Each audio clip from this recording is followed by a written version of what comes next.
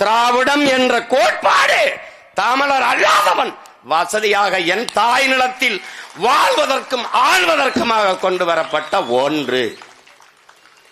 இவ்வளவு காலகட்டத்தில் தமிழ்நாட்டு முதலமைச்சர் மாண்புமிகு ஐயா ஸ்டாலின் அவர்கள் திராவிட பொங்கல் வைக்கிறார் என்றால் எப்படி? மதிப்புமிக்க ஐயா கருணாநிதி அவர்களின் மகன் திராவிட பொங்கல் வைத்தான். மானத்தமிழ் மறவன் பிரபாகரன் மகன் அந்த திராவிடத்தையே பொங்கல் வைப்பேன். இந்த நாட்டில் அந்த திராவிடத்தையே பொங்கல் வைப்பேன். என்ன வந்து திராவிட பொங்கல் எங்க வந்து பொங்குது? எங்கிட்டு பொங்குது?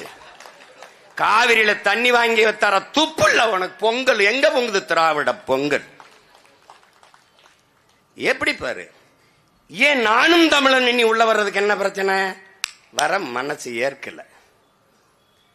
இவன் தமிழன் வருவானா? அதனால திராவிடர் 100 ஆண்டுகளாக இந்த பிராமண பூச்சாண்டியை காட்டி காட்டி இந்த பகையை நம் மனக்குள் பரம்பரையா நமக்கு இருந்த ஒரு மரபணு பகை. ஆரிய படை கடந்த பாண்டிய நெடுஞ்செழியன் வாரிசுகள்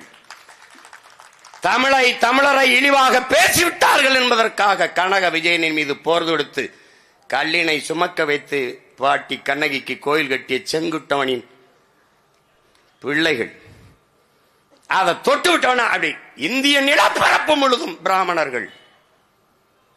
ஆனால் தமிழ்நாட்டில் மட்டும்தான் எதிர்ப்பு. காரணம் அவனுக்குள்ள இருந்த அந்த பரம்பரை பகையை ஊதிவிட்டு குளிர் காஞ்சிட்டான்.